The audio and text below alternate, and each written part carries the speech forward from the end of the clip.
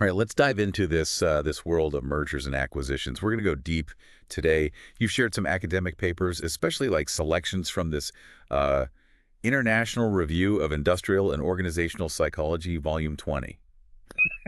You understand? Not just, like the numbers side of all these deals, but like the human side, right? Exactly, yeah. So we got some really interesting questions to get to, I think. Like, why do so many mergers fail even when, I mean, on paper, they look like a match made in heaven? Yeah. And how does the psychology of these deals impact everyone involved? I mean, from like the CEO all the way down to the teams actually doing the work. Right. So to help us break it all down, we have our expert on organizational psychology joining us today. It's great to be here. So you've reviewed the research.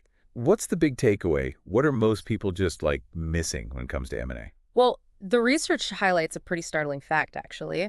Only about 5% of studies on mergers and acquisitions actually focus on the human factors No, involved. it's a tiny fraction. Yeah. It's almost as if we're ignoring the people who are actually, making the merged company function. Right. So let's get into that. Starting with this idea of culture fit. It comes up a lot in the research we're looking at. What does it really mean beyond just, like a vague sense of everyone's on the same page with values? Well, culture fit is crucial. And you're right, it's more than just those surface level values. It goes deeper, right? You're talking things like how decisions are made, communication patterns, how much autonomy employees have. It's those subtle dynamics that can really make or break a merger. So two companies might look great together based on like, their financial statements or whatever. Right. But if their underlying ways of working clash, that spells trouble. Yeah, exactly. And here's the catch. There's a real lack of reliable tools to actually assess culture fit before a merger even happens. It's a blind spot. And, it contributes to that high failure rate we see with these deals. Wow, that's fascinating. So we're just jumping into these massive deals without a clear way to know if the cultures will mesh. It kind of reminds me of social identity theory, which Okay. this research digs into as well. Can you explain that a little and how it connects to these mergers? Absolutely. So, social identity theory basically says that we define ourselves in part through the groups we belong to. Okay. Our sense of self is tied to these in groups, whether it's our family, our work team, even like our favorite sports team, right? Yeah, definitely. I mean, we see it all the time. People get so attached to those group identities, even when the groups are like randomly assigned. Think about those like, team building exercises where you're assigned to a color group or something. Exactly. People get like fiercely loyal to their color. Yeah, and the research shows that this happens even in like the most minimal group settings. So imagine that dynamic playing out in a merger. You've got two companies, each with their own history, traditions, ways of doing things. Suddenly, you're merging those identities, and that can create instant us versus them dynamics. Yeah, like two tribes forced to share the same island. Right. It's bound to create some tension. How does that impact things on like a practical level? Well, think about how decisions get made, right? Are people from the acquiring company automatically given more weight? Are communication styles clashing? Is there a sense that one group is being favored over the other? These dynamics, they're driven by social identity, and they can really undermine trust and collaboration. So if people don't feel like they belong or that, their contributions are valued, I'd imagine their motivations could take a pretty big hit. Absolutely. And this is where another crucial concept comes in, the psychological contract. It's that unwritten set of expectations employees have about their relationship with their employer. Oh, interesting. It's about fairness, trust, and a sense of reciprocity. And mergers often disrupt that contract in pretty big ways. Right. So you're shifting reporting structures, changing job roles, maybe even relocating people. Yeah. That kind of upheaval is bound to create, uncertainty and even resentment, right? Right.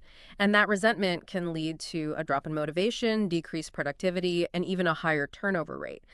The research actually shows that a significant percentage of executives in acquired companies actually leave within a few years of a merger. Wow, that's a huge loss of talent and experience. Yeah. It seems like companies are missing a big opportunity to leverage the human capital that they've acquired in these deals. That's exactly right. They might be gaining, market share or new technology, but they're losing valuable people and all the knowledge and networks that they bring to the table. This is giving me a lot to think about. So we've talked about how social identity can create these us versus them dynamics, how disrupting that psychological contract can impact employee motivation. It really seems like understanding all these psychological factors is so crucial for making these mergers successful? It is absolutely critical. Mergers aren't just about spreadsheets and financial projections. They're about people, their emotions, their sense of belonging, and their motivation to contribute to this new entity. I'm eager to delve deeper into this. Let's talk more about this idea of a psychological contract and how it can be maintained during a merger. And then I want to explore, the role emotions play, not just in these mergers, but in like any work environment. That's a great place to go next. Emotions are often overlooked in the workplace, but they have a powerful influence on how we work, interact, and ultimately perform. We've been talking about the psychological contract, all those unspoken expectations that employees have about their relationship with their employers. It's interesting to think about how that contract plays out in, the context of a merger where there's so much change and so much uncertainty. Yeah, definitely a critical point.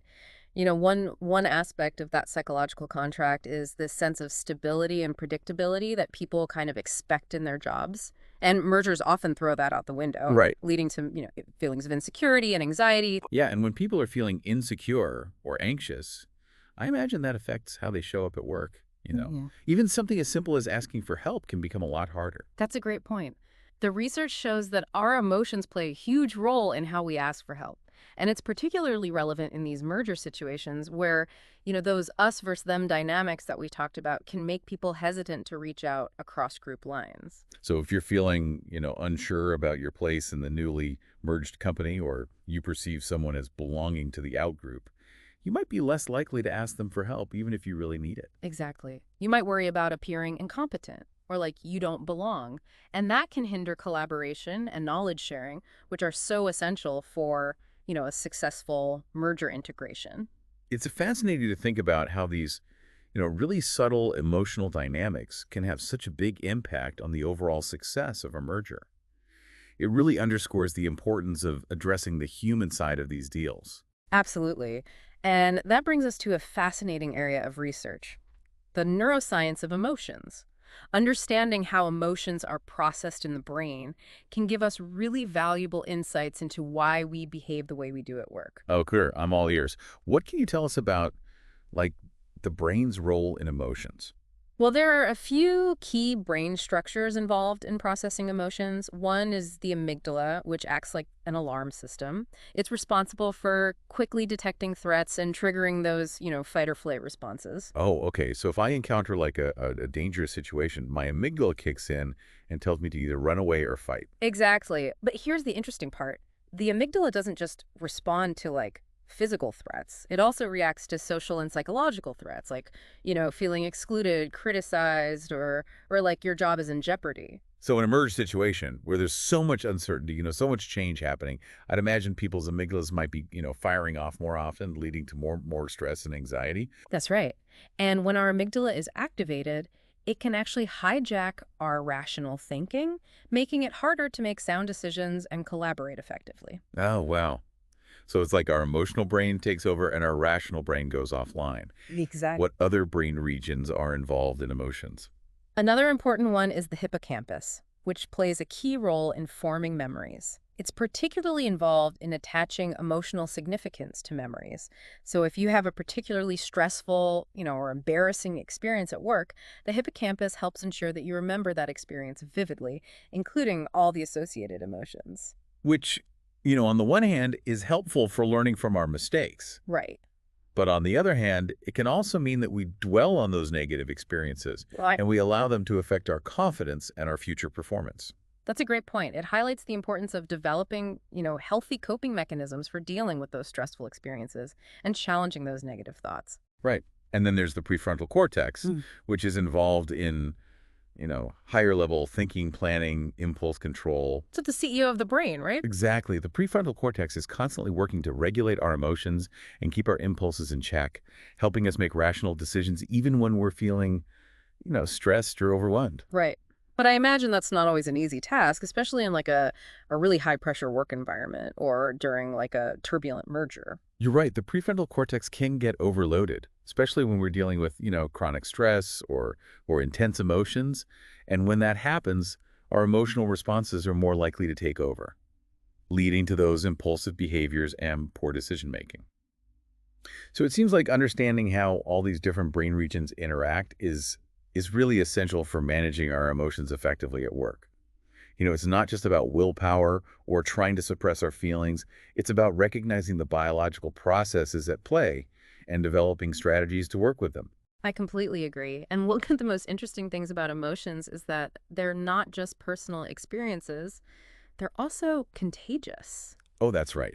We've all experienced that, where someone's bad mood can kind of bring down the whole room, or how a really positive and enthusiastic leader can energize their entire team. It's like emotions are in the air. It's called emotional contagion, and it's a real phenomenon. The research suggests that our brains are actually wired to mirror the emotional states of those around us. It's a primitive survival mechanism that, helped us quickly assess threats and respond accordingly. So, back in the caveman days, if someone in your tribe started, running and screaming, that was probably a good sign that you should probably do the same thing, right? Without stopping to ask why. Exactly. In those situations, mimicking the emotions of others could be the difference between life and death. And although the threats that we face in the modern workplace are different, that same mechanism is still at play. Right, right. But how does emotional contagion play out in like a, more nuanced way in today's workplaces? Well, think about the impact that a leader's emotional state can have on their team, right? Yeah. A leader who is constantly stressed and anxious can create a toxic work environment, spreading those negative emotions to their team members. Right. On the other hand, a leader who is positive, enthusiastic, and supportive can actually boost morale and inspire their team to perform at their best. It's like a ripple effect.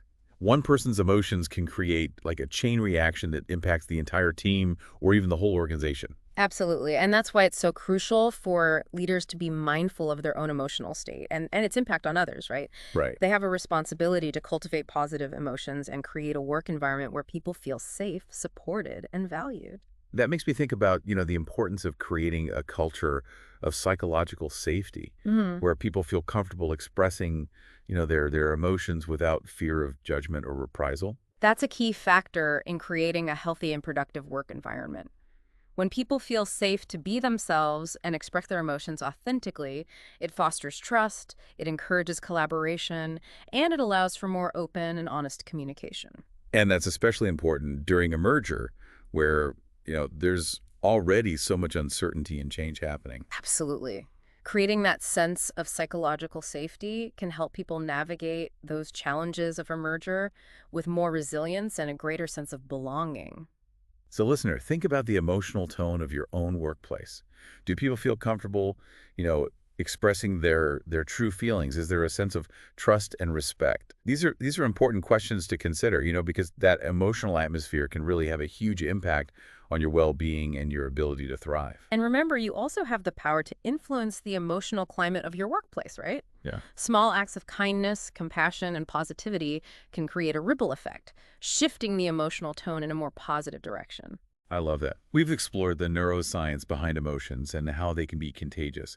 Now, I'm kind of curious to hear more about how all this research translates into actionable strategies for building more just and equitable workplaces. That's a great segue into our next topic, organizational justice.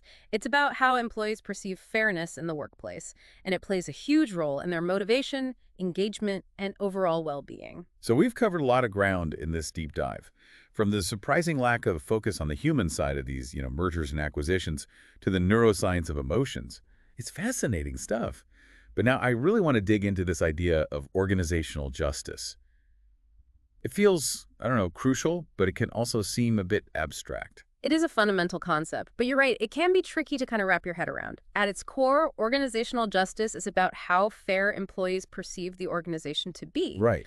And that sense of fairness, or a lack of it, can have a huge ripple effect on everything, from their motivation and performance to their job satisfaction, even their decision to stay with the company. So it's not just people like grumbling that, oh, things aren't fair. It actually impacts the bottom line. Absolutely. When employees feel like they're being treated unfairly, it erodes trust. Yeah. And without trust, you can't have a truly high-performing organization. Makes sense. If you don't trust your boss or the company as a whole, why would you want to go the extra mile? Exactly. And the research breaks organizational justice down into three main types: distributive justice, procedural justice, and interactional justice. Okay. Let's unpack those. What exactly is distributive justice? So distributive justice is about the fairness of outcomes. Think about things like, pay raises, promotions, bonuses, even workloads. Are those rewards and burdens being distributed fairly among employees? So if two people are doing the same job, but one's consistently getting paid more or getting all the plum assignments, that's going to raise some red flags, right? Absolutely. And it's not just about actual equality, it's about perceived fairness. So even if there's a legitimate reason for that discrepancy, maybe, one person has more experience or brings unique skills to the table. If it's not clearly communicated, if it's not transparent, it can still breed a sense of injustice. Yeah, like the system is rigged Right. or that, favoritism is at play, which I imagine can be incredibly demotivating. Okay, let's move on to procedural justice. What's that all about? So procedural justice focuses on the fairness of the processes used to make decisions. Think about performance reviews, hiring practices, how promotions are awarded. Are those processes consistent? Are they transparent? Are they unbiased? So if I apply for a promotion and I feel like the selection criteria were unclear Yeah. or the decision was based on, who's friends with the boss rather than on actual merit, that would be a procedural justice issue. You got it. And here's a key insight from the research. Even if someone doesn't get the outcome they want, if they feel like the process was fair, they're much more likely to accept the decision and stay committed. It kind of takes the sting out of it. Right. You might be disappointed, but at least you don't feel cheated by the system. Okay, and lastly, what about interactional justice? So interactional justice is about the equality of interpersonal treatment that people receive. It's really about how people are treated day to day, not just during those, more formal processes. So this is about how my manager treats me, how my colleagues treat me, the overall kind of vibe of the workplace. Exactly. Are people treated with respect, dignity, and empathy? Is there clear and open communication? Do managers explain their decisions and give people a chance to be heard? So even if, I'm getting paid fairly Hmm. and the performance review system is totally transparent, if my boss is constantly micromanaging me or taking credit for my ideas, that's an interactional justice issue. Absolutely. And the research is really clear on this. Interactional justice is incredibly important.